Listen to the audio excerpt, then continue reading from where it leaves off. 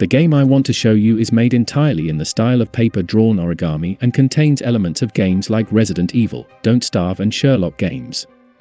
A roguelike detective, indie horror game with a top view with a story and funny characters. Hello world, it's Player. This game called Paper Cut Mansion.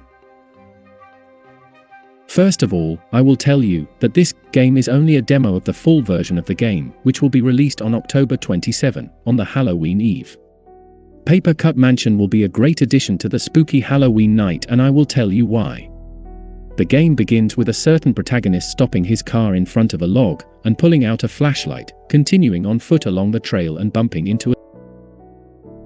After entering it, the hero enters a world of paper men, from which he tries to get out and find answers to the questions of who he is and what he is doing here. Along the way, all of this is accompanied with elements of a musical. We awaken, and then the skeleton of the man, very reminiscent of our protagonist, tells us that we must find a way out of this room. To do this, we have to open the door, in which the first riddle already meets us, and to solve it we need to find the answer somewhere in the room. Thus begins the gameplay. Of course, the first thing that grabs you is the style. In order to get this design, the developer drew each texture on paper by hand. Personally, it reminded me a lot of the not little known Don't Starve Together, which was something similar. Only in 3 dimensions. If you want more videos of it, let me know in the comments below. As for the gameplay, it's not so simple. Paper Cut is not the usual RPG in the usual sense. Since it is only a demo, which I advise you to play yourself, the link will be in the description. It is available only 2 floors. First, there are 3 dimensions between which you can move freely. The first one, where we are from the beginning, is called the Neo-Cortex. Its peculiarity lies in the fact that everything seems safe and natural, but at any moment something or someone can scare you. I don't know what I'm doing! Ah! Shit! It is in this dimension that the horror component comes out. Also, here you can look around in every room for furniture and find various clues that allow you to solve puzzles to open doors to new rooms. Occasionally, you may be randomly jumped on by a ghost while looking around another closet, and you can't kill it. Relax, don't panic. You have only 2 choices. 1, run away from him as soon as possible, and do not let him see you. After a while he'll disappear on his own. 2, if you previously helped this old man, then you need to run as soon as possible to the priest, so that he gets rid of the evil by the power of God's faith.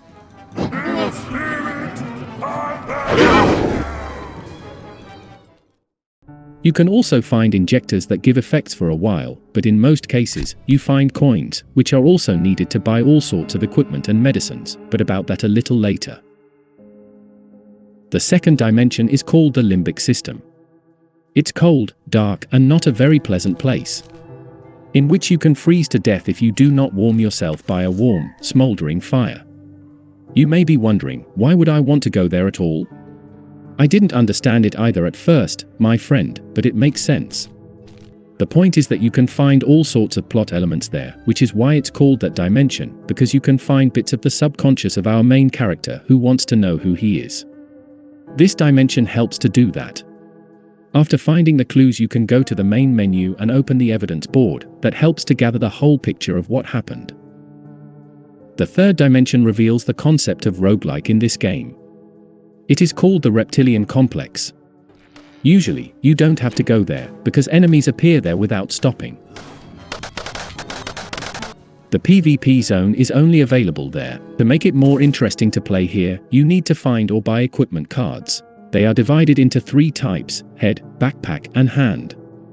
From what I managed to find was a helmet that tames a dog walking after you. I didn't quite understand the usefulness of it. As a backpack, I found a mine and a turret. Here, in principle, everything is clear, and as for the hand, in fact, all the weapons are hidden in this slot. Therefore, it is advisable to collect coins to buy equipment. It cannot be changed directly in the game, but it is stored forever. Then you can in the main menu to collect sets of equipment to suit your preferences. Of the weapons I had a scythe, which takes away the power of monsters, shotgun. That's just what I had. You might have something completely different. That's the whole point of a roguelike. Let's now talk in general about all of these dimensions. You will always be switching between them. Sure, you can just run through the level in the safest limbic system. If you don't come across a door that can be opened in another dimension, you'll eventually find a talking door, but in that case the game won't let you pass on. You'll still need to kill monsters or whatever the door asks you to do. On levels you'll meet characters that you can help, just like in any RPG. They don't play any major role in the story, but give you quests that, depending on the randomness, you have to do in different dimensions. For example, this couple here was my first quest and they asked me to destroy a painting that was annoying them. And to do that I had to move to the Reptilian Complex. After I did that, I got a medal. The medals play the role of perks here: strength, fortitude, intelligence and agility. For example, intelligence is needed to open special chests, like this one. And in order to make it interesting for you to play, I won't tell you about all of them. There are also vendors here. You can buy medicine or amplifiers from the Plague Doctor, you can redeem the very cards I mentioned, and you can help the priest and heal drive away ghosts. To summarize, for the 3 hours of the demo version that I played, I definitely want to advise you to play it for yourself. Who knows what else awaits us in the next levels, because it was only a small piece of this wonderful game. If you want more videos about indie games or Paper Cup Mansion, let me know. Also, don't forget to subscribe and like the video. It was a player with you. See you next time, world.